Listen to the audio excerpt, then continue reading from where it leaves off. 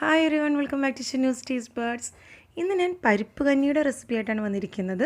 നമ്മൾ തരിക്കഞ്ഞിയൊക്കെ ഉണ്ടാക്കുന്നതിന് പകരം ഉണ്ടാക്കാവുന്നൊരു റെസിപ്പിയാണ്.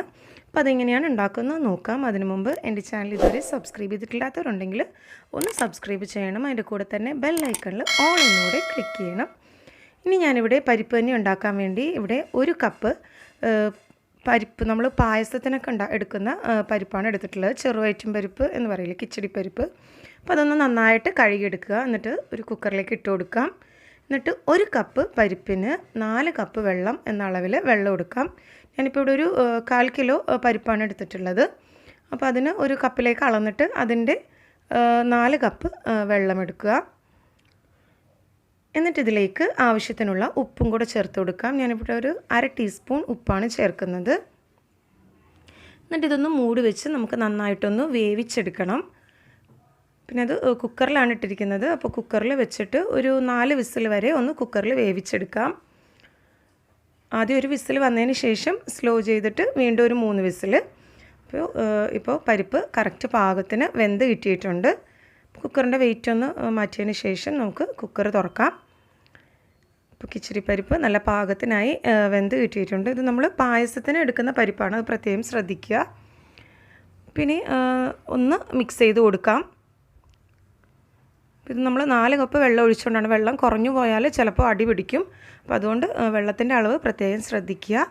ഇനി ഇതൊന്ന് നന്നായിട്ടൊന്ന് ഇളക്കി യോജിപ്പിച്ച് കൊടുക്കാം. ഇതിപ്പോൾ ഫ്ലെയിം ഓഫ് ചെയ്ത് വെച്ചതിന് ശേഷമാണ് ഞാനിത് മിക്സ് ചെയ്യുന്നത്.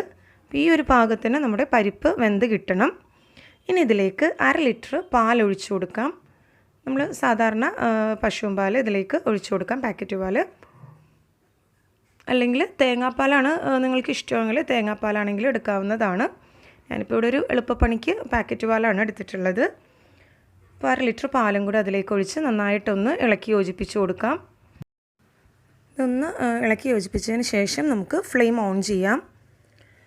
അപ്പോൾ അത് പ്രത്യേകം ശ്രദ്ധിക്കുക, പരിപ്പായതുകൊണ്ട് തന്നെ പെട്ടെന്ന് അടി പിടിക്കും.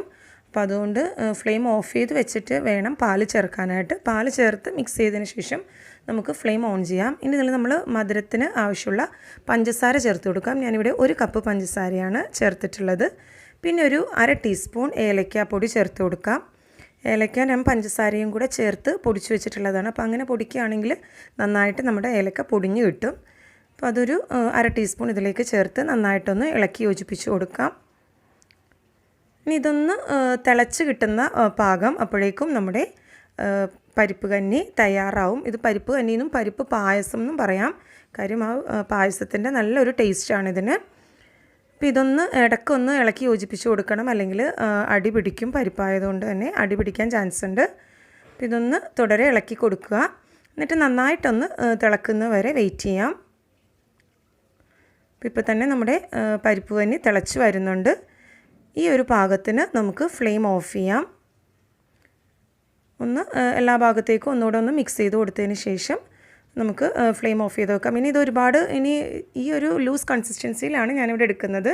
ഇനി നിങ്ങൾക്ക് നന്നായിട്ട് കുറുകിയിരിക്കണം എന്നുണ്ടെങ്കിൽ കുറച്ച് നേരം കൂടെ ഹൈ ഫ്ലെയിമിൽ വെച്ച് ഒന്ന് കുറുക്കിയെടുക്കാവുന്നതാണ്. പക്ഷേ ഇത് ചൂടാറുമ്പോൾ നന്നായിട്ട് കുറുകി വരും. അതുകൊണ്ട് ഈ പാകമായിരിക്കും കൂടുതൽ നല്ലത്. ഇനി നമുക്കിതൊന്ന് താളിച്ചെടുക്കണം. അപ്പോൾ അതിനുവേണ്ടി ഒരു പാൻ ഒന്ന് അടുപ്പിൽ വെച്ച് ചൂടായതിന് ശേഷം അതിലേക്ക് 2 ടീസ്പൂൺ നെയ്യ് ഒഴിച്ചു കൊടുക്കാം. അപ്പോൾ നെയ്യ് ഒന്ന് ചൂടായതിന് ശേഷം അതിലേക്ക് കുറച്ച് കാഷ്യൂനട്ടും റൈസിൻസും കൂടെ ചേർത്ത് ഒന്ന് വറുത്ത് കോരിയെടുക്കാം. അപ്പോൾ ആദ്യമേ നമുക്കിതിലേക്ക് കുറച്ച് കാഷ്യൂനട്ട്സ് ഇട്ട് കൊടുക്കാം. എന്നിട്ട് അതൊന്ന് വറുത്തതിന് ശേഷം വേണം റൈസിൻസ് ചേർക്കാനായിട്ട്. ഇത് വളരെ സിമ്പിളായിട്ടുള്ളതും നല്ല ടേസ്റ്റ് ആയിട്ടുള്ളൊരു പരിപ്പ് കഞ്ഞിയുടെ റെസിപ്പിയാണ്. അപ്പോൾ എല്ലാവരും ഒന്ന് ട്രൈ ചെയ്ത് നോക്കണം. നോമ്പ് തുറക്കൊക്കെ വളരെ നല്ലൊരു ഡ്രിങ്കാണിത്. അതുപോലെ തന്നെ നോമ്പല്ലാത്ത സമയത്തും കുടിക്കാവുന്നതാണ്.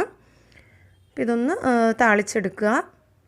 ഇതിലേക്ക് വേണമെങ്കിൽ 2 ചെറിയ ഉള്ളിയും കൂടെ ചേർത്ത് ഒന്ന് അരിഞ്ഞ് ഇട്ട് കൊടുക്കാവുന്നതാണ്.